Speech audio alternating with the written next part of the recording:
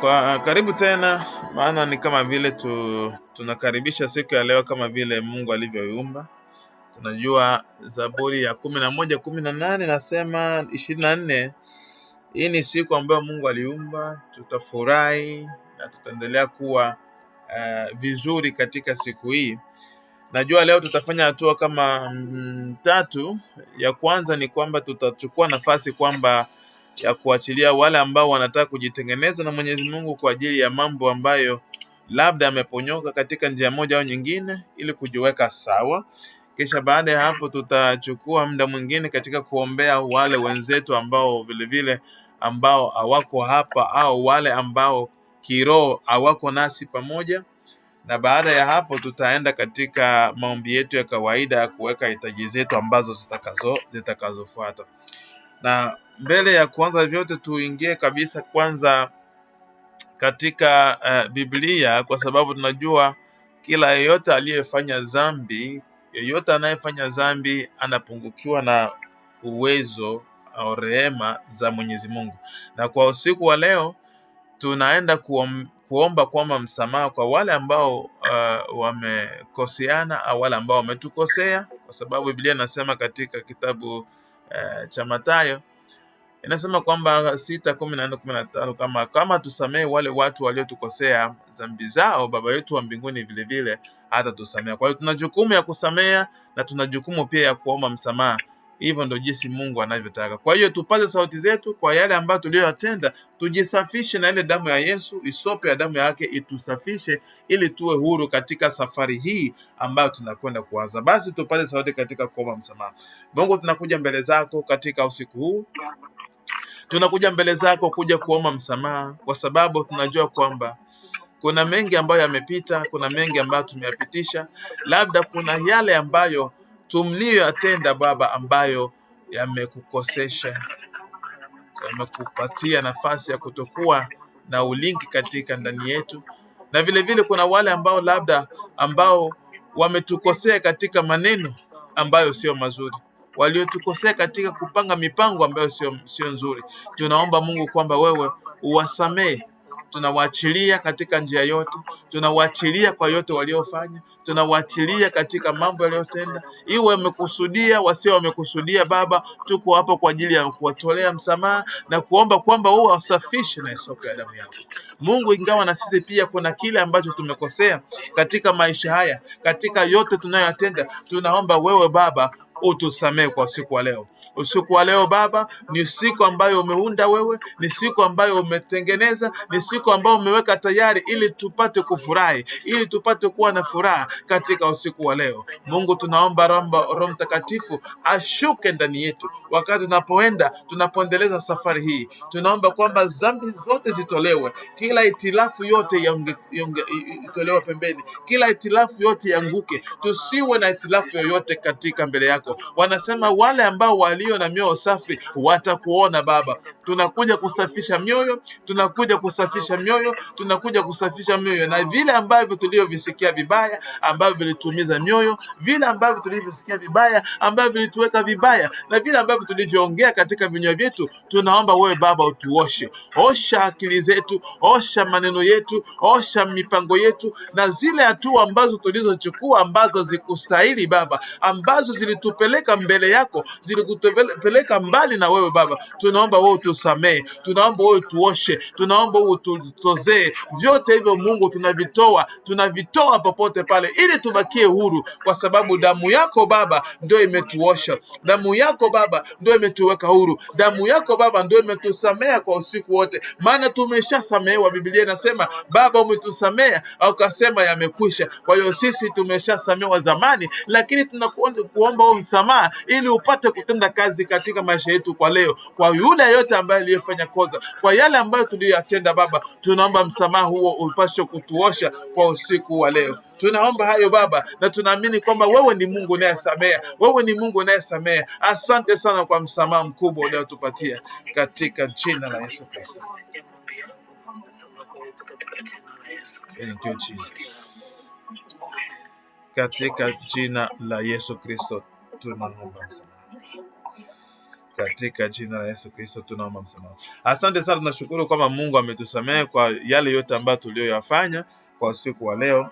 Basi tutaingia katika maombi ya kuombea ndugu zetu, lakini mbele ya kufika hapo, nataka kwanza tujue kwamba kuna maneno katika Biblia ambayo yanajenga sana kwa siku ya sikia mbele ya kuomba, kwa sababu ni muhimu sana kujua tunapofanya kitu, kuomba kitu, tujue kwamba Mungu ametubackup, yani Mungu yuko nyuma yetu, ameamua tufanye hivi kwa sababu ana sababu.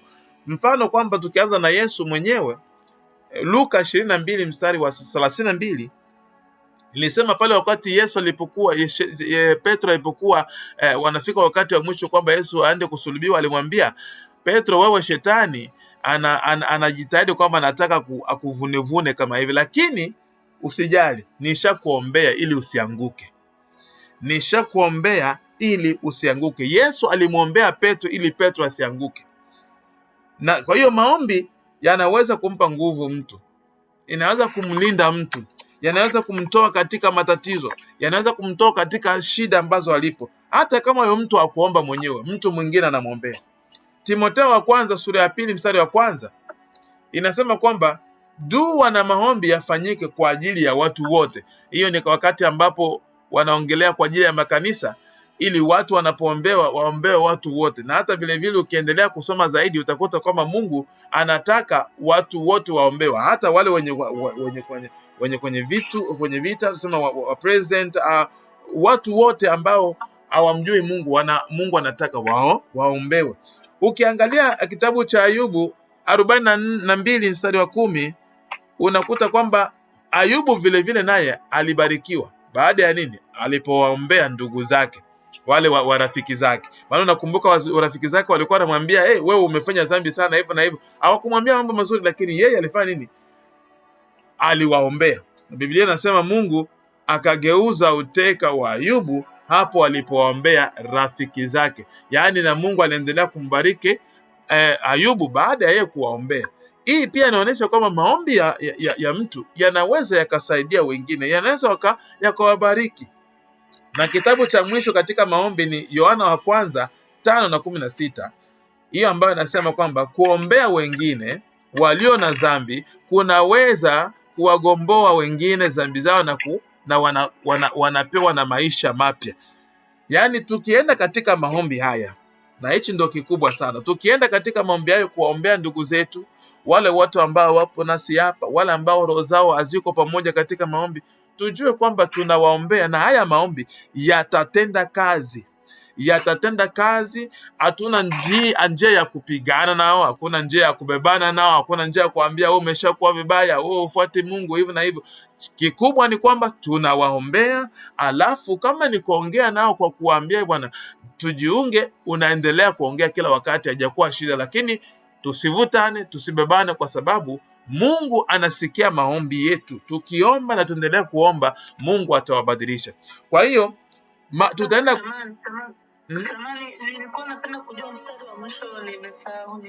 ilikuwa Yohana wa kwanza 5 mstari wa 16.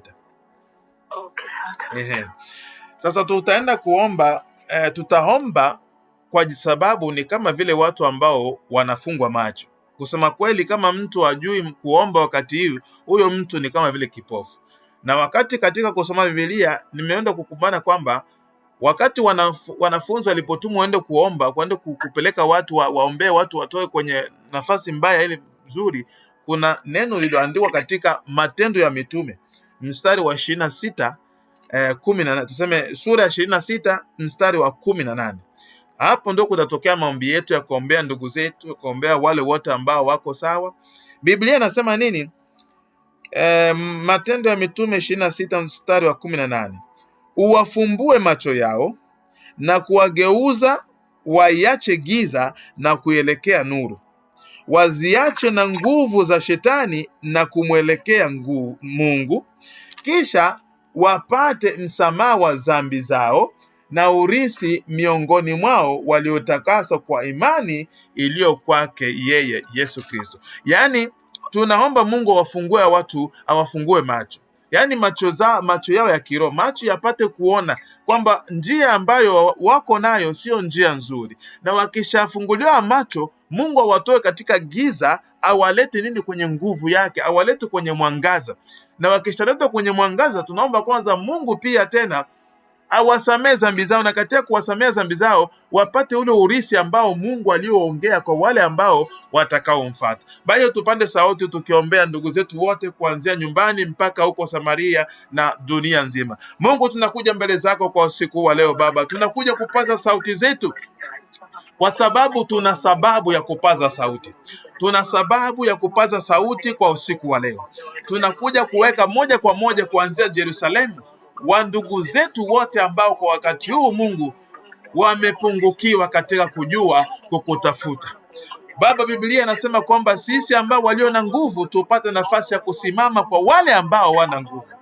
Hatuko hapa kwa ajili ya mapigano, hatuko hapa kwa ajili ya kubebana, lakini tuna hapa kuenda kupandisha sauti zetu juu mbinguni na kusema kwamba Mungu, wewe unayelinda watu, wewe unayesaidia watu, ulituambia kwamba tuwe tayari kuombea ndugu zetu ambao wako hapa. Kwanza Baba, tunaomba wale ambao waliopotea, ndugu zetu ndani, mafamilia zetu ndani, wale ambao wasiokujua Mungu, wafungue mioyo yao, wafungue macho yao, wafungue akili zao, wafungue miono yao, ili wapate kuona kwamba njia wanayokwenda siyo njia halisi. Kwa sababu Baba, tunaomba kwamba wewe uwaoneshe njia kamili, uwaoneshe njia kamili, uwaoneshe njia kamili, wafungulie macho yao yapate kuona Baba, wapate kuona umuhimu wako katika maisha yao, wapate kuona umuhimu wako katika maisha yao, wapate kukufuatilia Baba. Tunaona watoe katika giza, watoe katika giza, watoe katika giza, wapeleke kwenye mwangaza wako, watoe katika giza, wapeleke kwenye mwangaza wako,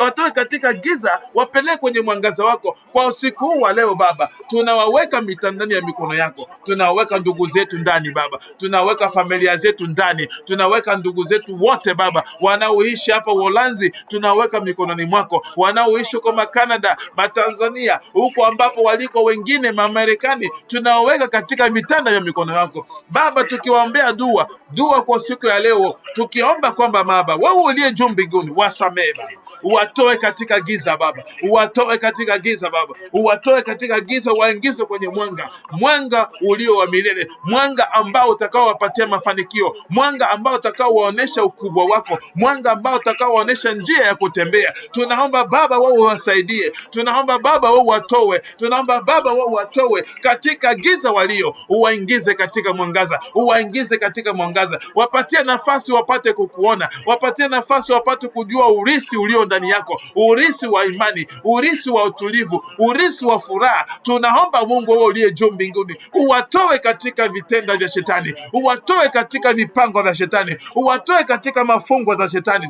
Ikiwa wamefungwa Baba, tunawafungulia hapo, ikiwa wamefungwa tunawafungua, ikiwa wamefungwa tunawafungua na kuwatoa katika usiku huo, kuwapeleka katika mwangaza, kuwapeleka katika mwangaza, kuwapeleka katika mwangaza. Ikiwa wamefungwa wanatolewa katika usiku, tunawapeleka katika mwangaza. Mungu, tunaomba na sauti hii ipande kwenda uliko Baba, ili ipate kuwatoa ndugu zetu popote pale walipo Baba, popote pale walipo, wakiwa katika usiku, wakiwa wanatembea katika usiku wao, tunawatoa katika usiku, kuwapeleka katika mwangaza. Wakati wanapotolewa katika usiku, Mungu, tunaomba wao wasamehe dhambi zao. Umesema kwamba sisi ambao tunaomba tuna uwezo wa kuwaombea ili dhambi zao zipate kutolewa, ili dhambi zao zipate kutolewa. Kwa usiku huu wa leo tunaomba msamaha wa dhambi zao, tunaomba msamaha wa dhambi zao, tunaomba msamaha wa dhambi zao, ili wapate kufunguliwa hayo macho ambayo yanapaswa kuona, wapate kuona Baba, dhambi zao zisamewe kwa rehema zako Baba, kwa rehema zako, kwa damu ya mwana kondoo. Hata dhambi hizo zisafishwe, hata dhambi hizo zisafishwe, wapate kutolewa katika usiku, waletwe katika mwangaza wa dhambi zao zitowe, mwangaza utoe dhambi zao, mwangaza utoe dhambi zao Baba, wapelekwe katika mwangaza Baba, wapate kuona Baba, wapate kuona umuhimu katika jina la Yesu, wapate kuona umuhimu katika kukushukuru, wapate kuona umuhimu katika kukutafuta, maana wakati huu wa mwisho Baba ni wakati wa hatari, sio wakati ambao mtu anakaa bila kukuomba, sio wakati mtu anakaa bila kukuita. Ni wakati wa kukualika kila siku, ni wakati wa kukualika kila wakati. Tunaomba Mungu, wewe uliye wa huruma, wewe ambao uliyeweka neno hilo, wewe ambao uliyosema kwamba wanaweza wakaombewa wakarudishwa, tunaomba kwa leo Baba, uwasaidie katika maisha yao, uwatoe pale walipo, uwatoe pale walipo, uwatoe pale walipo, na warudishe pale wanapofaa. Vile vile Baba, tunaenda kuombea wale wengine ambao sio mafamilia, wale wengine ambao sio familia zetu, tunawaombea vile vile Baba, waliopoteza maisha, waliopoteza nafsi, waliopoteza wakati, waliopoteza mwelekeo, uwatoe katika usiku, uwalete katika mwangaza Baba. Popote pale walipo, utasema kwamba Roho Mtakatifu akishuka, tutakuwa mashahidi wako Yerusalemu, mashahidi wako Judea, mashahidi yako Samaria, hata mwisho wa dunia. Tunaenda mwisho wa dunia Baba, tukiomba Mungu kwamba wewe uwaokoe wale wote waliopotea, uokoe nafsi zao, uzilete katika nafasi nzuri, uziokoe nafsi zao, uzilete katika mwangaza, zitoe katika uchafu, uzilete katika usafi, zitoe katika uchafu, uzilete katika usafi. O latakapande tekeriato ratakapalatende keriata mantalande ke potoria kapalande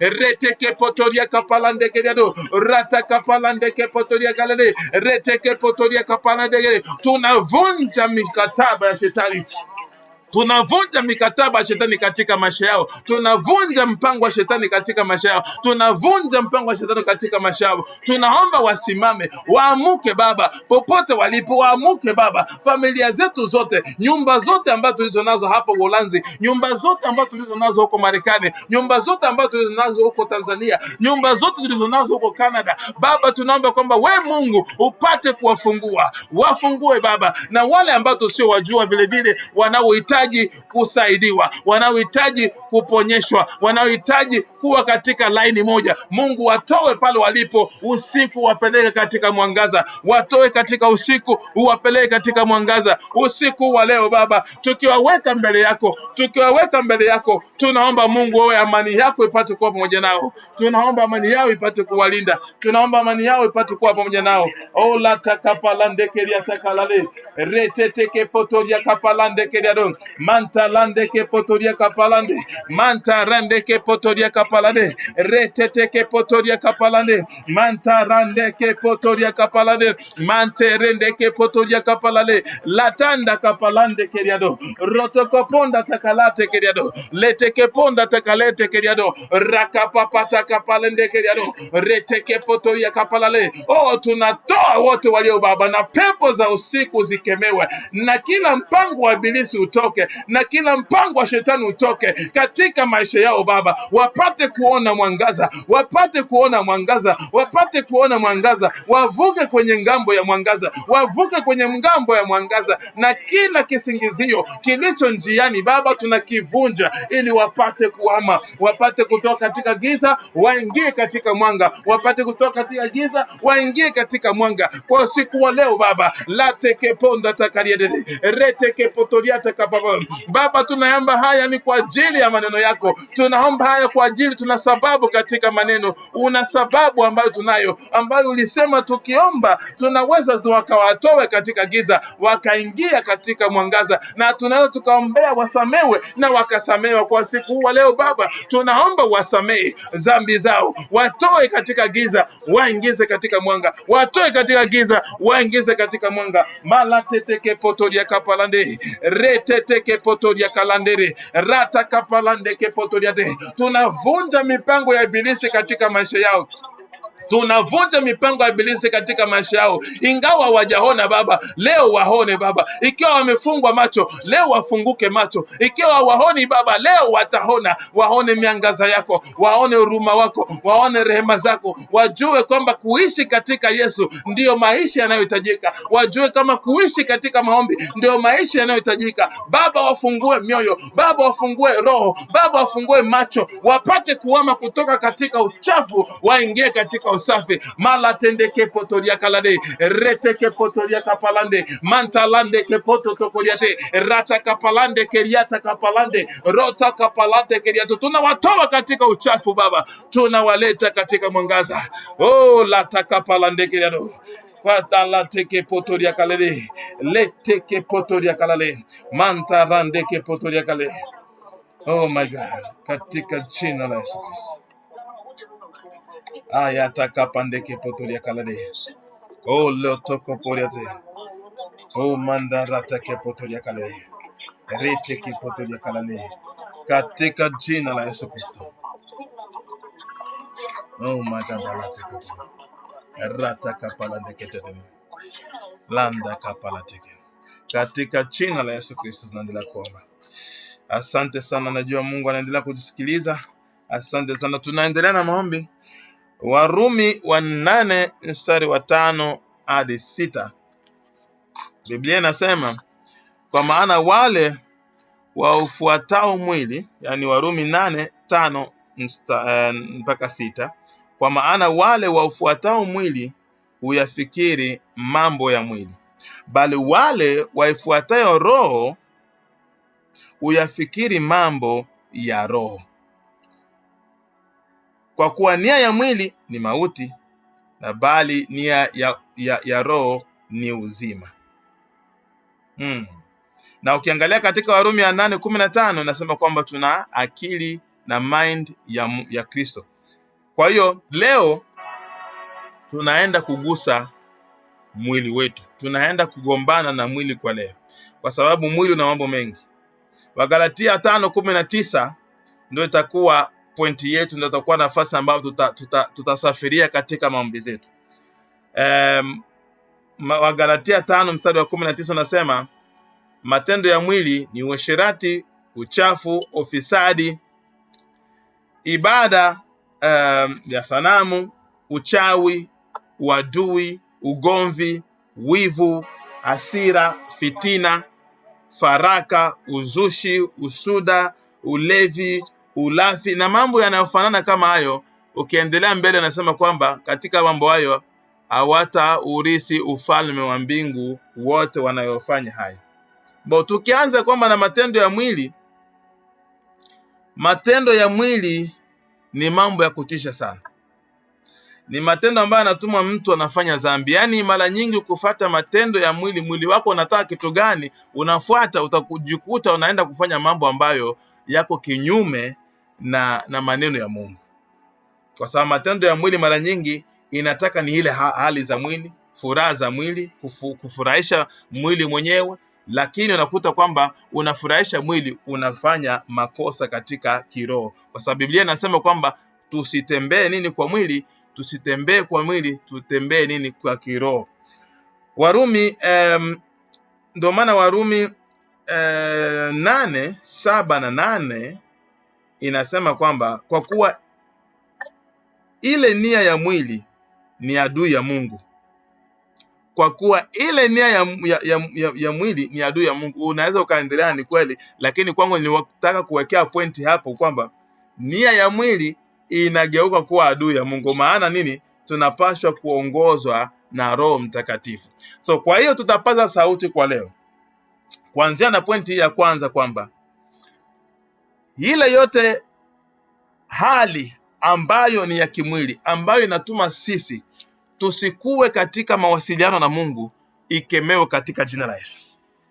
Tunaenda kuikemea pepo yote au hali yote ambayo ni ya kimwili, ambayo inatuma tusikuwe katika hali nzuri na Mungu. Tunakemea hiyo pepo, hiyo hali kwa jina la Yesu kuanzia sasa, ili hiyo nafasi ya Mungu iwe. Kama ni mlima ulio pembeni, upasuke, ili ile connection au hali sisi na Mungu iwe vizuri. Tupandishe sauti tukikemea mapepo katika jina la Yesu. Baba, tunakuja mbele zako kwa usiku wa leo. Tunakuja kuomba kwamba tunahitaji kwamba tuwe na communication, mawasiliano mazuri na wewe katika kila kitu. Lakini tunajua kwamba mwili ni sababu ya kwanza inayotuma sisi tukose kufuata mapenzi yako. Ndio maana Biblia imetuambia tufuate roho, tusifate mwili. Hatupendi kufuata hali za kimwili, hatupendi kufuata mwili yetu napanda kitu gani, tunataka kufuata roho. Lakini baba, tunajua kama kuna mambo mengi ambayo yanaweza katuzuia, na ndio maana tunakuja ile hali ambayo ni ya kimwili, ambayo inazuia sisi tusikue mconnection na Mungu, isikuwe mconnection na wewe Baba. Tunakuja kuikemea kwa siku ya leo. Tunakemea kila hali ambayo inatuzuia kuingia katika uwasiliano na wewe. Tunakemea kila hali ambayo inatuzuia kuingia katika uwasiliano na wewe. Tunakemea hiyo hali ambayo inatuzuia kuingia katika uwasiliano na wewe. Ikiwa hali ya aina gani, tunaikemea. Ikiwa hali ya aina gani, tunaikemea. Popote ninapotoka, ikiwa hali ya kujipendeza, ikiwa hali ya kujifurahisha, ikiwa hali ya kujipendeza katika njia zingine, tunakemea hiyo hali. Tunakemea hiyo hali katika jina la Yesu. Tunakemea hiyo hali kwa usiku huu wa leo Baba. Tunasema hali yoyote ile, hatupendi kujua inatokea wapi, hatupendi kujua inaanzia hadi, hatupendi kujua inaanzia sababu gani. Tunasema kwa leo, tunakemea hiyo pepo ambayo inaikaa katikati yetu na wewe, ili kutuzuia tusiwe na mahusiano mazuri. Tunakemea hiyo pepo ya mwili, tunakemea hiyo pepo ya mwili, tunakemea hiyo pepo ya mwili Baba. Tunajua kama katika mwili kuna mambo mengi ambayo shetani anatufuatilia, tunajua kuna mambo mengi ambayo shetani anatufuatilia, lakini kwa leo tunakataa na kusema hapana. Kwa leo tunasema tunakataa tena, tunasema mwili huo upepo kabisa, mwili huo uwe mbali, tunasema mwili huo uwe mbali katika kutuzuia. La takapalande keriado leteke pona takariete kepotoniade. Tunaomba mwili huo Baba upate kuwa mbali katika kutusumbua, upate kuwa mbali katika kwa kizuizi. Mwili usio kizuizi cha sisi kumwomba Mungu, mwili usio kizuizi cha sisi kumshukuru Mungu, mwili usio kizuizi cha sisi kuwa na connection na Mungu. Kwa hiyo tunakataa na kukataa na kukataa katika jina la Yesu kwamba hiyo mwili usituje kutuzuia kwa siku ya leo. Malateke potoria kalade manta rande ke potoria de retete ke potoria kapalande. Baba, tunakataa na kuvuta kila pepo na kila hali ambayo sio nzuri, ikiwa ni magonjwa, ikiwa ni hali gani inayotuma sisi tusiingie katika kukushukuru. Ikiwa ni hali ya magonjwa, tunaikataa kwa leo, tunaikataa kwa siku ya leo, tunaikataa kwa siku ya leo. Tunasema magonjwa yatatuzuia, tunasema hali ya magonjwa yatatuzuia, uzito wa mwili yatatuzuia. Tunasema hali yote ambayo shetani aliyeweka katika miili yetu haitasumbua. Tunakataa Baba hiyo pepo na hiyo hali, tunaiweka mbali, tunaitoa mbali, tunaitoa katika mwili, tunaitoa katika mwili, tunaitoa katika mwili, katika hali yote tulionayo. Tunapokaa Baba, tunatoa kama ni kuchoka, kama ni kusimama vibaya. Tunaomba kwamba hiyo hali ya mwili ambayo shetani ametumia katika kutuweka katika mahali mbaya katika na Mungu, tunaomba hiyo hali itokee, tunaomba itowe, tunaomba itokewe, tunaomba itolewe. Kalatende ke potoriata lata kapalande ke diado rata kapatande ke potoria kalatende rende ke potoria kapalande de mantalande ke potoria kalade. Tunaikemea kwa jina la Yesu, tunaikemea kwa jina la Yesu,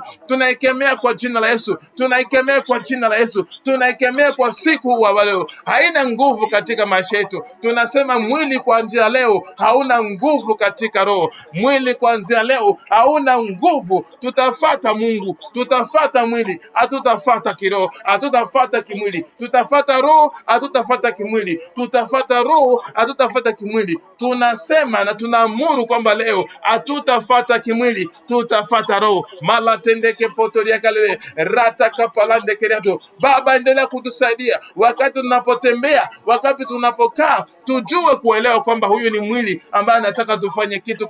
Huyu ni mwili ambaye anataka tufanye kitu fulani. Hii ni mwili ambaye anataka kufanya kitu fulani. Kwa hiyo tukishaelewa hivyo Baba, tukemee katika jina la Yesu. Malatete keponda takarede. Tupate zile nguvu za kukemea hiyo pepo, tupate nguvu za kukemea hiyo mwili, tupate nguvu za kukemea na kusema kwamba sisi ni watoto wa roho, sisi ni watu wa roho ambao tunaishi katika roho. Hatuwezi kusumbuliwa na mwili, hatuwezi kusumbuliwa hata siku moja na mwili. Mwili hata kwa sababu ya sisi kutomfuata Mungu, mwili hata kwa sababu ya sisi kutomshukuru Mungu, mwili hata kwa sababu ya sisi kutofuata roho. Tunasema kila pengo ambayo ni mbaya la shetani analotumia kwa ajili ya kutumikisha mili yetu ili tusiwe karibu ya kumshukuru Mungu, tunakemea katika jina la Yesu, tunakemea katika jina la Yesu, tunakemea katika jina la Yesu, tunakemea kila pepo ambayo anatumwa kila usiku Baba, mchana, we don't care, anytime tunakemea Baba, tunakemea kwamba miili yetu sisi haitakuwa nafasi ya kutumikishwa. Biblia inasema kwamba mwili yetu ni kama vile hekalu la Mungu, na miili yetu yatatumikishwa katika njia nyingine ambayo sio hekalu la Mungu. Tunaomba kila pepo, kila mpango ambao shetani alikuwa ameupanga hautatukuta hata siku moja, kwa sababu miili imewekwa kwa leo kwa ajili ya yeye, imewekwa leo kwa ajili ya Yesu, imewekwa leo kwa ajili ya rehema za Mungu, imewekwa leo kwa ajili ya hekalu la Mungu. Miili tunaamua kuwa hekalu ya Mungu kuanzia leo. Kila ambacho shetani alikuwa ametumikisha kwa ajili ya kuharibu miili yetu, tunasema kwa jina la Yesu kimepasuka, kwa jina la Yesu kimetolewa mbali, in the name of Jesus Christ.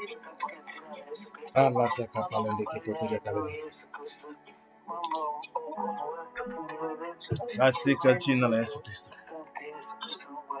katika jina la Yesu Kristo tunaendelea kuomba na tuko katika pointi ya mwili, maana mwili ni njia ambayo shetani anatumia sana kwa kuhakikisha kwamba ile hali ya Mwenyezi Mungu, mapenzi ya Mwenyezi Mungu yasitokee katika maisha yetu. Ukiangalia vizuri sana Kutoka 20 mstari wa 3 nasema kwamba hautakuwa na miungu mingine ila mimi, hautakuwa na miungu mingine ila mimi. Na ukiangalia hapo unaweza kusema miungu, mimi miungu situmikishi, mimi siikalie miungu, lakini miungu inakuwa hata kile kitu ambacho nakipatia muda. Kama sisi tunakaa na vitu ambavyo vinatuchukua muda, sana, huyo ambao unatuchukulia muda, huyo ndo Mungu wako.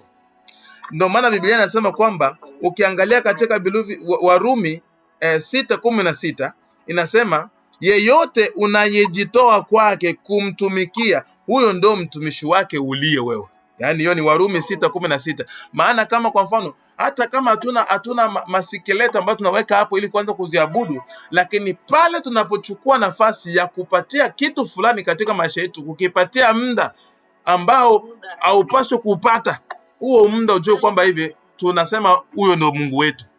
Yaani hakuna kitu kinachopaswa kuwa na muda mwingi katika maisha yetu kushinda Mungu. Na ndio maana tunaenda kupaza sauti, kwa sababu sisi ni wanadamu ambao labda hapo mbele tumetokea kufanya mambo kama hayo. Tunaenda kuomba sauti kwamba Mungu atusaidie kwamba kila kitu ambacho kinatuchukua muda kwa sasa hivi tunaenda kukikata.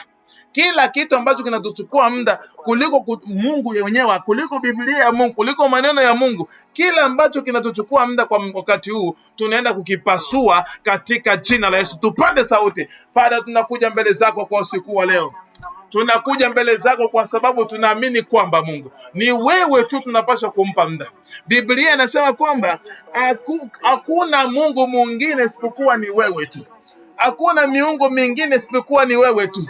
Kama tunapatia kitu kingine nafasi, kama tunapatia mtu mwingine nafasi kukushinda wewe Baba, ni tunachukua huyo kuwa Mungu wetu. Na kwa siku wa leo tunakataa kwamba vitu vingine vitutawale. Tunakataa utawaliwa na vitu vingine. Tunaamua kwamba Mungu ndo atakuwa wa kwanza maishani mwetu. Tunasema Mungu ndo atatusaidia katika maisha. Tunasema Mungu ndo atakuwa mkubwa katika maishani yetu. Kila kitu ambacho sio kizuri Baba, ambacho kinachukua muda, ikiwa ni mkononi, ikiwa ni simu, ikiwa ni hali ya kupiga simu, ikiwa ni hali gani, tunakemea hiyo kitu Baba, tunakitoa pembeni. Kama ni ya kuvunjwa, kinavunjwa kwa siku ya leo. Kama ni cha kuvunjwa, kinavunjwa siku ya leo. Kama ni cha kufungwa, kinafungwa kwa siku ya leo. Hakuna kitu ambacho kitachukua muda Mungu. Tunaangalia maisha yetu, kila ambacho kinatusuia, kila ambacho kinachukua muda kwa wakati huu Baba, ili tusikuwe na muda wa Mungu, ili tusikuwe na muda wa Biblia, tunakikemea katika jina la Yesu. Tunakemea hali hiyo,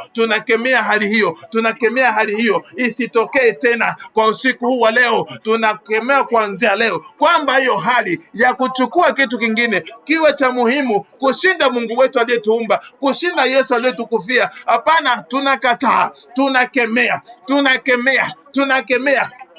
Tunatoa kwa mbali, tunavisindikiza kwa mbali, tunavishindikiza kwa mbali. La takapalande kepotoriade reteke ponda takalatande liakato rota kapalande tekeria takalale, tunavisukuma kwa mbali Baba, tunavisukuma kwa mbali. Hayo mapepo ya kutuma tusiwe pembeni ya Mungu, hayo yanayotuchukua muda Baba, hayakufai, hayatufai, tunayasukuma mbele, tunayasukuma huko na tunayapatia moto katika jina la Yesu. Tunayapatia moto ili yasikuwe kisingizio, ili yasikuwe sababu, ya kutuma sisi na Mwenyezi Mungu tusimpe nafasi, Biblia, ili tusimpe nafasi Mwenyezi Mungu. Tunakataa, tunakemea shetani, tunakemea kila kizingizio, tunakemea kila kitu kinachotumwa. Kila muda tunaopeleka kule Baba, tunaurudisha. Kila muda tunaopeleka Baba, tunaurudisha. Oh Baba, tunaomba kwamba kwa siku ya leo, acha tubadilishe mwelekeo.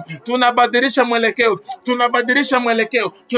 mwelekeo, kwamba hakuna kitu kitakacho kutuchukua muda kushinda Mwenyezi Mungu. Hakuna kitu kitakacho tusikia muda kushinda Mwenyezi Mungu. Hatutapoteza muda wa bure, tutaomba kila wakati. Hatutapoteza muda wa bure, tutasoma Biblia kila wakati. Hatutapoteza muda bila bure, tutaona mambo ya Mungu, tutaona mahubiri, tutafuatilia baraka zako, tutafuatilia nyimbo zako. Hatutaangalia mengine ambayo yatutupotezea muda. Baba, tunaomba wewe utusaidie kwa hayo, Acha Roho Mtakatifu atulinde katika haya. Mala teteke potoria kapalade manterende ke potoria kapalande mantorondo ko potoria kalade reteteke potoria kapalande keriado mantarande ke potoria kapalade rakapapande ke poto tokoria tete mantelende ke potoria kapalate keriado ratakapalande keriata kapalande mantalande ke potoria kalade. Tunakemea Baba usiku mzima, tunakemea pepo, tunakemea kila kizingizio, tunavikemea. Manake muda ni kwako tu Baba. Kwa usiku wa leo tunahamuru,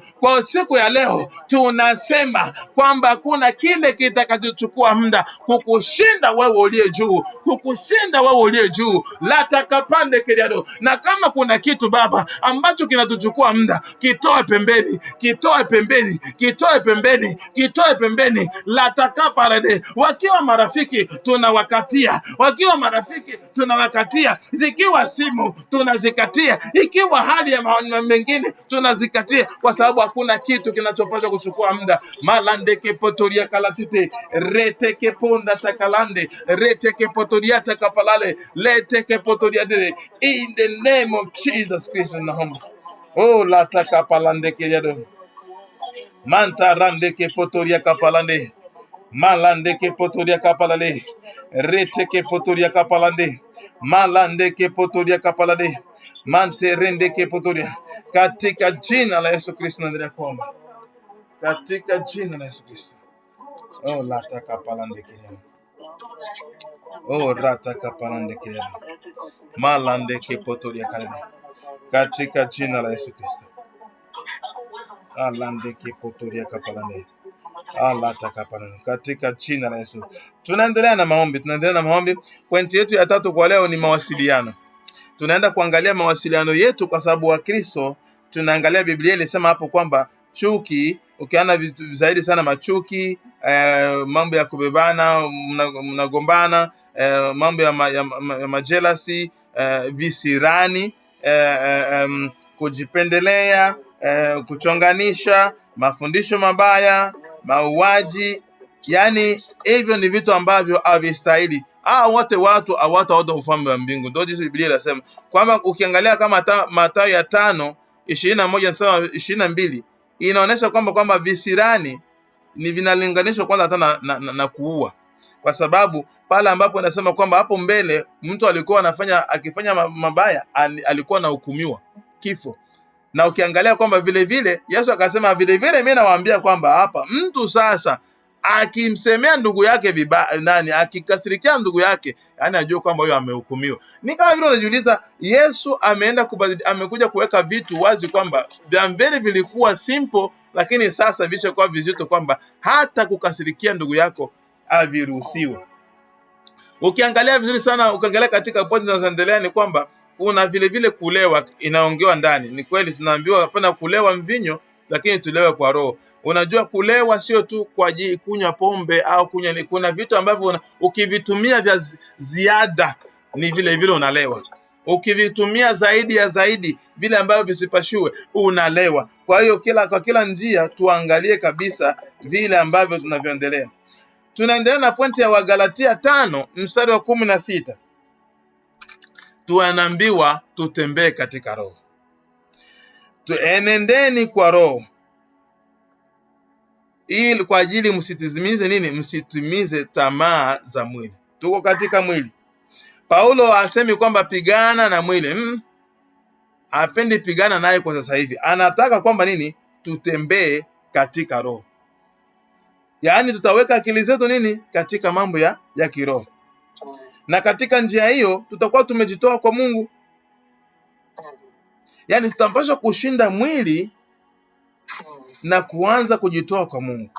Kwa sababu hata vile vile ndio maana Warumi nayo inatuongezea vizuri kwamba Warumi 12 mstari wa 1, toweni miili yenu kama dhabihu kila siku. Yaani sasa cha kwanza ni kwamba tunataka kuomba hapa ni kwa ajili kwanza tunaanza kuwa na mawazo. Wakristo tuko na mawazo. Mawazo ni njia moja ambayo shetani anakuja kuingia sana. Na ni njia ambayo anaingia kwa urahisi sana. Mtu akifanya kitu fulani, mawazo yetu yanaenda. Unajua mawazo yanaenda directly. Mawazo vile kile anachoongozwa vile yanaenda tu. Unakuta mtu huyu mtu alikuwa anataka kunitukana kabisa. Kama umekuwa umeishia hapo, alikuwa anataka kunitukana, inaishia hapo, ingekuwa sawa. Lakini mara nyingi unakuta mawazo yanakuja, huyu mtu alikuwa ananitukana kabisa. Hivyo kisa alivyofanya basi na mimi nitafanya hivyo. Unakuta kwamba unaweka kinyongo kwa ajili mtu unawaza alikufanyia vibaya. Hata ingawa kwamba ni kweli ilikuwa amefanya vibaya, lakini umeshaweka kinyongo kwenye roho. Hiyo ni kitu ambacho Mungu hatokiruhusu, kwamba sisi tuko na vinyongo kwenye roho alafu tunaenda kumuomba. Au mtu amekufanyia kitu fulani hapo mbele, hapo zamani, unaweka kinyongo. Hapa tulipo hapo hivyo. Na ndio maana tunasema tunaomba msamaha, kwa sababu yeyote ule ambaye aliyetufanyia vibaya tunamsamea wakati tunasema tunaomba msamaha. Na ndio maana kinyongo hakiwezi kikastahili. Kwa hiyo mawazo yetu hayapaswi kuwa na waza mabaya. Mawazo yetu hayapaswi kuwa na waza mambo ambayo sio mazuri. Na vile vile hatuna mapenzi yetu sisi wenyewe, tunafanya mapenzi ya Mungu. Kwa hiyo tunapaswa kuangalia kile tunachokifanya ni kitu gani na Mungu yuko nafasi gani. Kwa hiyo tuamue kwamba kwa leo tumpatie Mungu maamuzi yetu. Unajua kuna hichi ndio kitu kingine ambacho tunaongeza katika mwili, kwa sababu sisi wanadamu tunasema unajua sisi wote ni Wakristo, tunajua sisi wote ni Wakristo lakini tunajua hiki tunapaswa kukipeleka ingamo. Tunajua Mungu anasaidiaka, lakini hiki hiyo ndio kitu Mungu anakataa. Biblia inasema kwamba usitegemea akili zako mwenyewe, muachilie Mungu kila kitu. Maana pale unapokwenda unapoweka lakini, unajua kwamba unasema kwamba okay, Mungu anaweza kusaidia, lakini mimi kwanza nitajisaidia mimi mwenyewe. Kwa hiyo tuangalie katika roho zetu kile kitu ambacho tunaamua kwamba kumpatia Mungu. Sasa tujiulize, watu waliokuwa na imani hapo wakati iliyopita, watu ambao wanakuwa na imani, Petro anawaambia alimwambia ule nani pale kwamba pesa sina, kingine sina, lakini kile nilicho nacho nitakupatia. Katika jina la Yesu simama na utembee. Ule nani alikuwa atembee, akamkokota hivi akaanza kutembea. Yaani imani ambayo Petro alikuwa nayo, Paulo, hiyo imani ilituma anafanya vitu ambavyo kwa watu vilikuwa ni haviwezekani. Kwa hiyo katika mawazo yetu tuwaze vitu ambavyo tunajua Mungu atatenda. Kwa hiyo tutaenda kuomba kwamba Mungu atupe uwezo wa kudhibiti akili zetu. Yaani atupe uwezo wa kudhibiti mawazo yetu yasiende mabaya. Atupatie vile vile udhibiti wa kinywa. Kwa sababu kinywa ni kitu kingine ambacho mara nyingi kinasema haraka sana. Wanasema nguvu za kifo na nguvu za kujenga na za maisha ziko katika ulimi. Ulimi unaweza kujenga, ulimi unaweza kubomoa. Sio tu kwa ajili ya mambo mabaya, lakini vile vile hata vile tunavyoambia watoto wetu, toka kule wewe mpumbavu wewe. Hatani. Toka kule wewe mtoto, huyu mtoto ashakuwa mpumbavu sana. Huyu mtoto ashakuwa msazi sana. Huyu mtoto hatakuwa vizuri huyo. Huyu mtoto ni mbaya. Huyu mtoto anaanza kuonesha huyu mtoto hali sio nzuri kana. Nishamwambia huyu mtoto ni mbaya sana huyu.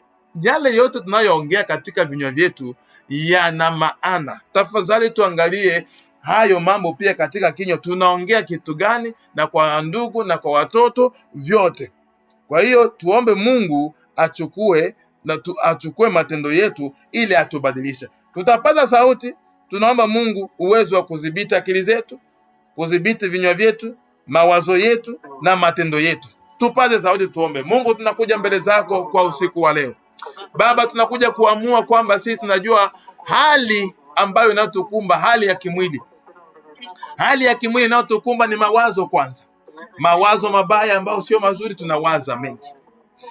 Mawazo yakija Baba, tunatupeleka mpaka kuhakikisha kwamba tunakubali yale tunayowaza kuwa makweli, hata ingawa watu watakavyosema vingine. Sisi akili zetu tunaenda kwamba hiyo ndio kweli tu, na hiyo mawazo itatuma sisi tunakasirishwa, itatuma roho zetu zinachafuka, itatuma tunakosa uwasiliano na wewe.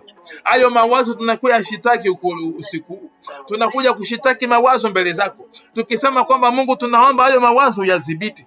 Tunaomba hayo mawazo Baba uyadhibiti kwa usiku huu. Hayo mawazo ambayo yanawaza vibaya uyadhibiti kwa usiku huu. Hayo mawazo ambayo hayaendi vizuri uyadhibiti kwa usiku huu. Tunaenda kuyakemea kwa jina la Yesu Baba. Tunaenda kukemea mawazo ambayo tunapaswa kuyapata ni ya kwako, sio mawazo yetu sisi wenyewe, sio mawazo ya mengine Baba. Hatutaki kuwaza mawazo ambayo yatatupeleka pabaya. Tunaomba wewe tuingilie Baba, tuingilie, dhibiti mawazo yetu. Pale ambapo mawazo yanataka kwenda vibaya, tukumbushe Baba, tukumbushe tulipo, tukumbushe ni wanani, tukumbushe tunaenda wapi, ili yale mawazo Baba yasiende babaya. Tunaomba endelee kutusaidia katika mawazo Baba. Vile vile tunaweka vinywa vyetu, vinywa vinavyoongea. Biblia inasema kwamba maneno yetu yanaweza yakajenga na maneno yetu yanaweza kabomoa. Tunaomba maneno yetu tunayoongea Baba yakuwe ya kujenga. Tunaomba maneno yetu tunayoongea yakuwe ya kujenga. Ikiwa ni kuongea na watoto, tunajenga watoto. Isiwe ya kuharibu, isiwe mabaya kwa wengine, isiharibu hali ya hewa, isiharibu hali ya watoto, isiwe maneno ambayo ni ya kulaani Baba. Katika jina la Yesu naomba kwamba udhibiti ulimi wetu, na katika kusema wingi wa maneno hapakosi dhambi, Biblia inasema. Ndio maana tunakuja mbele zako Baba, ulimi huu ambao una nguvu za kuharibu, ambao una nguvu za kujenga, tunaomba utupe na mahifadhi, utupe kabisa hifadhi za kuweza kutumia ulimi kivizuri, ili ulimi wetu usiongee vibaya, ili ulimi wetu usiongee mabaya, ili ulimi wetu usiongee machafu. Twende na mazuri katika ulimi, mambo ya kubariki, mambo ya kufurahisha, mambo ya kusema Mungu atasaidia, mambo ya kuonesha uzima wa Yesu, mambo ya kuonesha maupenzo wa Yesu.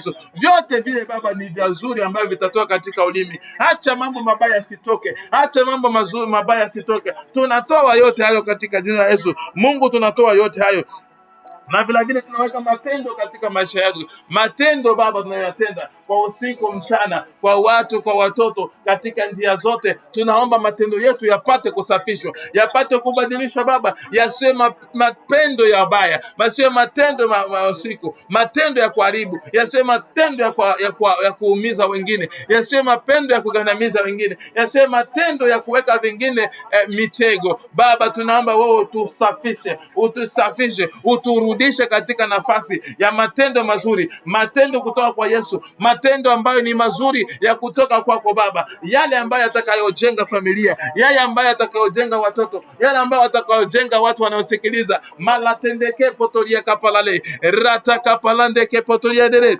reteke potoria kapalande keriado, reteke potoria kapalande, mantarande ke potoria kapalale, mantarande ke potoria kalale, reteke ponda takalade, reteke potoria kapalande, mantarande ke potoria kalale, mantoronda kaparande keriado, mantarande ke potoria de. Tunakuja Baba kuwasema kwamba mwili huo usikuwe sababu, matendo haya yasikuwe sababu, mawazo yasikuwe sababu, kinywa yasikuwe sababu ya sisi kukosa Baba, ya sisi kwenda pembeni, ya sisi kutofanya matakwa yako, kwa sisi kutofuata mapenzi yako. Tunakemea pepo wa shetani, tunakemea kila miujiza ya huyo mbo, tunakemea mapepo ya huyo anayetoka kuzimuni, kwamba hata tujaribu, kwamba hata tuweza, kwamba hata tuweka chini. Maneno hata tuweka chini, mawazo hata kutuweka chini, matendo hata tuweka chini. Tunakemea yote Baba, kwamba tupate kutenda yale yanayotufanyia, tupate kutenda yale yanayohitajika, tupate kutenda yale yanayohitajika. Malateke potoria kadalele, mantarandeke potoria kapalande, Mantarande ke potoria kapalale, rete ke ponda takalande keriato, mantolo takapalande keriato, manterende ke potoria kapalande, mantarande ke potoria kapalale, rete ke ponda takaladende keriato, mantalande ke potoria kapalande, manterende ke potoria kapalande, menterende ke potoria kapalande, rete ke potoria kapalande, mantarande ke potoria tende, malanda kata takariade, mantende ke potoria kapalale, rete ke potoria kapalande, mantoronda kapalande keriado. Tunakemea kila pepo usiku, tunakemea kila pepo kutuma tuongee vibaya, wa kutuma tuwaze vibaya, ya kutuma tuende matendo mabaya. Tunakemea hiyo pepo Baba. Tunaomba kwamba uingilie kati, uingilie kati kwa leo Baba, ingilia kati kwa leo, katika kuongea kwetu, katika kuomba kwetu, katika kusema kwetu, katika kuwaza kwetu na katika matendo yetu. Ingilia kati Baba, uingilie kati Baba, uingilie kati Yesu, uingilie kati. Malandeke potoriata kapaladende, montorota kapalande keriato, mantelete kepoto tokoriate, rata kapalande kepotoriate, mantolota kapalate keriado, rata kapalande kepotoriate, retende kepotolate keriado. Ingilia kati katika jina la Yesu Kristo, katika jina la Yesu Kristo, katika jina la Yesu Kristo. Tunaendelea kwa nafasi ya mwisho kabisa katika jina la Yesu. Tunajua kwamba Warumi wa 12 mstari wa 2 unasema kwamba tusifananishe na dunia hii kama inavyoelewa, lakini tugeuze nia zetu ili tupate kujua mapenzi ya Mungu katika maisha yetu. Na nia ambayo nataka tuijue ni kwamba kuna vitu vingi ambavyo vinavyotokea. Sisi wa Kristo ni lazima tujishike kwenye neno la Mungu. Kuna mfano ambayo inaonyeshwa katika Biblia. Mara nyingi tunazisoma tunasema ndio gisi Yesu alifanya, lakini ni vizuri kujua kwamba tuwe naelewa kwamba kuna sababu Yesu akasema hayo, na kuna sababu hayo mambo yaliandikwa ili sisi wa Kristo tuyatumishe. Ukiangalia Mathayo 4:4, ile ambapo shetani anakuja kumjaribu Mungu Yesu alimwambia nini? Imeandikwa, mtu asiishi kwa mkate tu, ila kwa nini? Kwa kila neno linatoka katika kinywa la Mwenyezi Mungu. Sasa hiyo ni mfano wa kutuonesha kwamba tunapoingia katika majaribu, tunapoingia katika hali ambazo sio nzuri, jaribu kutafuta neno ambalo liko ndani ya Biblia, ambalo ulilolisoma, ambalo linapingana na hiyo hali. Maana maneno yanaandikwa katika Biblia. Biblia inasema kwamba maneno yameandikwa, watu ambao walikuwa wamebarikiwa hapo zamani waliandika maneno wakibebwa na Roho Mtakatifu. Yaani maneno ambayo yanaongewa ndani ya Biblia sio maneno ya kimwili, sio maneno ya Arabic, ni maneno ambayo yana nguvu na yana maisha. Ndio kisi nasema katika najua Yohana 6:63 kama sijakosea. Yaani yana nguvu kwa njia kwamba tukipitia katika zoruba, katika tatizo, au mtu anatuambia kitu, unakataa pale, unasema bwana, Mungu ana uwezo. Mungu ana uwezo. Au unatoa neno la Biblia ambalo linaonyesha kwamba hiyo situation, hiyo hali imekuja kusaidiwa. Sisi sala zetu kama vile wa Kristo ni neno la Mungu. Pale hali inapotuingilia, mawazo mabaya yanapokuingilia, unaweza kukuta nawaza kwamba huyu mtu anafanya hivi, lakini unakuja kuwaza kwamba unasema acha kwanza, haya mambo nayowaza yasikuje kunipeleka vibaya, kwa sababu najua kwamba mimi sipaswi kuwaza mabaya katika roho yangu. Mungu nisamee. Hapo umeanza kushinda. Kama Mkristo vile sipaswi kuwaza mabaya. Hii unashinda, unatoa. Unaenda na nyingine hali, unashinda, unatoa. Hayo ndio jinsi yale. Kwa hiyo mwili wetu sisi unaanza kutupeleka vitu vingi zaidi sana. Tusisahau kwamba mwili umesulubishwa.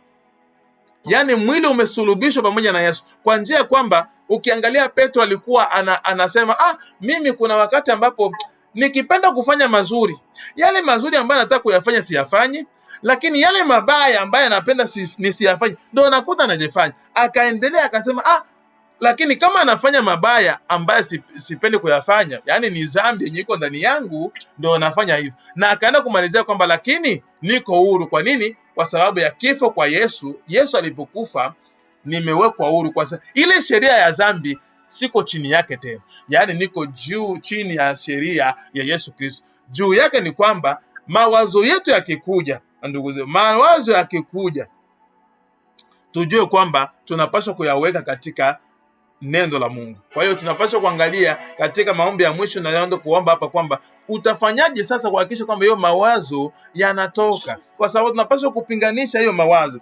Mawazo yanakuja kwa sababu mioyo yetu tunapatia nafasi vitu vingi ambavyo sio Mungu. Wewe angalia vizuri sana wakati unapochukua Biblia na unaisoma kabisa kwa roho moja, hiyo wakati unaposoma hakuna mawazo mengine yatakayokujia. Au chukue unaangalia video ambayo ni mahubiri, hakuna mawazo mengine ambayo yatakujia wakati ukiangalia video. Au uko unaangalia mahubiri, hakuna mawazo mengine yatakujia hapo. Lakini ukiangalia vizuri, weka kwanza akili yako moja, alafu usikuwe na kitu unafanya mawazo yako yakuwa na mawazo tu kawaida. Utakuja kujikuta unaanza kuwaza vitu ambavyo hupaswi kuviwaza. Unaanza kuwaza vitu ambavyo vinaweza kuletea kichwa kuuma au vinaweza kuletea roho kusikia vibaya. Kwa hiyo hatuwezi kubadilisha mawazo mabaya kwa kukaa na mawazo mabaya. Itabidi tuchukue neno la Mungu tuweke hiyo nafasi. Kwa hiyo cha muhimu ndugu zangu ni kwamba tujue kwamba sisi na dhambi hatuna makubaliano. Ukiona kitu kibaya kinachokuingilia, kataa hicho kitu, toa. Hata ni mawazo, unajua sababu, kuna kuja sababu unasema lakini huko na sababu ya kusikia vibaya kwa sababu ona gisa alivyofanya. Biblia inasema kwamba huo umekosewa, huo umekosa, hauna sababu ya kuweka kinyongo kwenye roho. Kwa sababu wewe sio wa kwanza. Yesu alikufa kwa dhambi zenye yeye akuzitenda. Kwa hiyo alionewa. Katika kuonewa alikubali tu kwa ajili nini? Aliona ufalme huku kule. Angeona asionewa, angesema Mungu mimi naacha hiyo kikombe kitoke. Lakini alisema kwa ajili ya mapenzi yako isikuwe yangu, yaendelee. Kwa hiyo ndugu zangu, wakati tunapoishi maisha, tuhakikishe kuangalia kwamba hata kama ni vitu ambavyo sisi tumekosewa, sisi tuna sababu. Tujue tu kwamba kwa ajili ya rehema za Mungu, kwa ajili ya ufalme wa Mungu ambao tunatafuta, hebu tujaribu sisi wenyewe hata tuombe huu msamaha, amani ikuje. Au sisi wenyewe tuachane na hayo mambo ili tuingie katika hali nyingine. Kwa sababu na Biblia inasema ukiwezekana jaribu kuishi na amani na kila mtu ikiwezekana. Kwa hiyo kumbuka kwamba kwa mfano kama vile unapokuta kuna vitu vingi zaidi sana ambavyo vinatusumbua, ingawa kuna vitu ambavyo vinatuma uwaze vibaya, kama kwa mfano ni simu au internet, itabidi ufunge. Kama kuna marafiki ambao kila wakati wakupigia simu, vitu ambavyo wanavyoviongea havikusaidia lolote, vinakupeleka pabaya tu au havikupatie nguvu yoyote, katana na huyo rafiki, kwa sababu ni vizuri kuachana na huyo ili upate ufahamu wa mbinguni. Na mahali kama ambayo ulipo, kama kuna mahali ambapo yanakusumbua sana, naona hii mahali yanipeleki vizuri, yatoe yote. Na vile vile, kwa hiyo badilisha. Kama uko kuna chuki, wewe badilisha hapa, kunapaswa kuwa upendo. Kama kuna visirani, badilike kuwa nini? Uvumilivu. Na hivi vyote vitu ni katika kusoma Biblia. Hiyo ni situation aweze kubadilisha. Kwa hiyo tunaenda kuomba kama Mungu abadilishe mioyo yetu. Mungu atupatie nafasi, atupatie njia nzuri ya sisi kuweka mawazo mazuri kupitia neno lake. Atupatie shindo la neno likae ndani yetu. Wakati hali inapojitokeza, mawazo yanapojitokeza, tukue tayari kuweka maneno ya Mungu katika nini? Katika kukomboa hiyo nafasi. Tuombe Mungu katika maneno hayo ya mwisho. Baba, tunakuja mbele zako katika usiku wa leo. Katika vita vya kupiganisha mwili, tunakuja kuweka mwisho Baba mawazo yetu ambayo mara nyingi Baba huwa yanapelekwa huko kwa ajili ya mambo tunayoyaona, yanapelekwa huku kwa ajili ya mambo tunayoyasikia, yanapelekwa huku kwa ajili ya marafiki, yanapelekwa huku kwa ajili ya hali na nafasi ambapo tuliko. Lakini Baba, kwa usiku huu tunakuja kuamua kwamba hatutaki tena watu, hatutaki tena hali, hatutaki tena internet, hatutaki tena masimu zikuwe sababu ya sisi kupelekwa pabaya, zikuwe sababu ya sisi kuwaza mabaya, zikuwe sababu ya sisi kupelekwa njia mbaya. Baba, tunakuja kukata kila kona. Tunakuja kukata. Kama ni wakati wa simu tunakata, kama ni simu ndio inatupeleka vibaya tunakata, kama ni internet tunakata, kama ni marafiki ambao sio wazuri tunawakata, na kama ni nafasi ambazo sio nzuri tunazikata. Tunaomba kwamba Mungu tupatie nafasi ya sisi kujua jinsi gani ya kuweka mawazo yetu vizuri, kuhakikisha kwamba vile ambavyo tunavyoviona, vile ambavyo tunavyovisikia visichukue muda wetu, kwa sababu tunajua wakati huu ni wakati mbaya, wakati ambao Mungu wewe unapaswa kudhihirishwa, wakati ambao wewe unapaswa kuwa na nafasi yako yako, wakati ambao wewe unapaswa kuombwa kila siku. Baba, tunakualika kwa siku wa leo, chukua nafasi katika maisha yetu, chukua nafasi katika maisha yetu, tupatie neno ili lipate kuwa shindo ndani yetu. Tupa nafasi ya kusoma neno Baba, tupatie nguvu, nafasi ya kusoma neno, maana Biblia inasema katika Yohana 6:44 kwamba hakuna atakayekuja kwako mpaka wewe Baba uliye mbinguni umsogeze kwa Yesu Kristo. Tunaomba endelee kutusogeza Baba. Yakobo naye akasema kwamba sogeeni kwa Bwana naye atawasogelea. Tunaomba tusogelee Baba, utusogelee na tunakusogelea Baba, ili tuwe pamoja na wewe, ili tuwe karibu na wewe. Yanapokuwa majaribu, yanapokuwa zoruba, yanapokuwa maneno, yanapokuwa kila aina yote Mungu ya majaribu, isikuje kututoa katika line, isikuje kututoa katika nafasi, isikuje kutoa katika pale tulipo. Latakapalande keriate rende kepoto liaka palatende mantarande kepota takalede lete keponda latakalade ratakapalande keriado mantolo takapalande keriato manterende kepoto liakalede. Tunatoa kila pepo wa mbaya, tunatoa kila maneno ya usiku, tunatoa kila maneno yanayotupeleka pabaya, tunatoa kila mpango wa shetani katika kila njia, tunatoa Baba, tunamtoa Baba, tunatoa Baba. Latakapalande, tuumbie mioyo safi Baba, tuumbie mawazo safi Baba, tuumbie akili safi Baba, tuumbie maneno safi, ulimi mpya ambao unaongea maneno yako, unaongea utukufu wako, unaongea rehema zako, unaongea baraka zako. Malatendeke poto takariete reteke ponda takalatende keriado roto kopolonda kapande tekeriado reteke potodia kapalande reteke potodia kapalande reteke potodia kapalande mantalande ke potodia kalande reteke potodia kapalande reteke potodia kapalande mantarande ke potodia kapalande reteke pondo takapalande. Tuumbie mioyo safi kwa siku wa leo Baba, tuumbie mioyo safi kwa siku leo Baba, tuumbie mioyo safi kwa siku leo, tuumbie roho safi kwa siku leo, maneno masafi Baba, katika kuongea, katika kuwaza, katika kuweka muda katika maisha yetu. Tukupe nafasi, tukupe nafasi, tukogote kwako Baba, na sisi tutasogea kwako. Biblia inasema hayo, latakapalande keriato. Unasema wale wanaosubiri na wale wanaongojea katika maneno yako kwamba hao wataruka kama tawi, wakikimbia hawataanguka, wakitembea hawatachoka Baba, watapata faida za maombi. Unaposema kila mwanadamu anastahili kuomba, latakapalande keriato reteteke poto dia kapalande mantalande ke poto dia kalale ratakapande tekeriata kapalatende montolo takalande keriata kapalande roto kopolonda kalatende keriato rakapapapapapa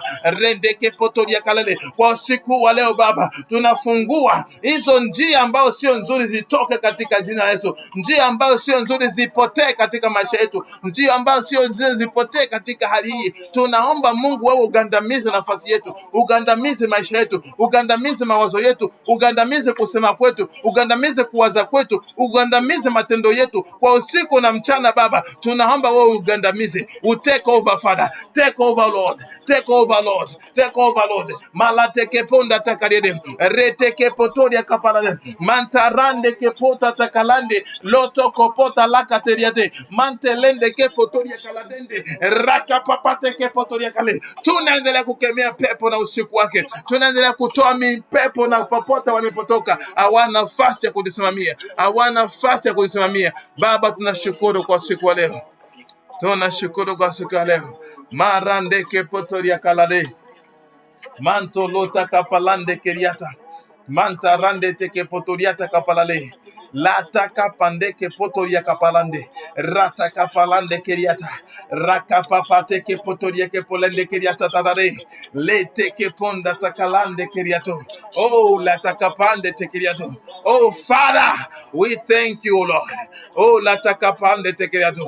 Tunashukuru Mungu kwa siku ya leo, tunashukuru kwa kutusikiliza, tunashukuru kwa kusikia maombi yetu, tunashukuru kwa kutenda katika maombi yetu, tunashukuru kwa rehema zako, tunashukuru kwa yote yao uliyotenda kwa siku ya leo. Malateke potodia kalale Baba, tunashukuru yote, na tukisema asante, tukisema tunashukuru, tukisema asante, tukisema tunashukuru kwa sababu maisha yetu kuanzia kuanzia leo yamegeuka Baba, kwa sababu maisha yetu kwa njia yenu yamechukua mwelekeo mwingine. Maisha yetu kwa njia leo yamechukua mwelekeo mwingine. Tunashukuru kwa sababu umetusikia, tunashukuru kwa sababu umetenda. Kwa siku wa leo mambo yanabadilika, mbinguni kuna furaha, duniani kuna furaha. Tunaendelea kumove katika upendo wako, tunaendelea katika uwezo wako. Malandeke potore, katika jina la Yesu Kristo. Oh, lataka palande kiriado, rataka palande kiriata, manta lande ke potoriata kalade, lete ke potoriata kapalande, rataka palande kiriato, retete ke ponda takalatende kiriado, rataka palande kiriata kapalande te kiriado. Oh, raka palande kiriado, rete ke potoria kalade, oh, rataka palande, katika jina la Yesu Kristo siku ya leo. Katika jina la Yesu Kristo nakushukuru. Katika jina la Yesu Kristo naamini unatenda. Katika jina la Yesu Kristo najua unafanya yote. Katika jina la Yesu najua unatenda Baba. Umesaidia, umelinda, umeweka njia kuwa mwepesi kwa ajili yetu. Umeweka njia kuwa wazi kwa ajili yetu.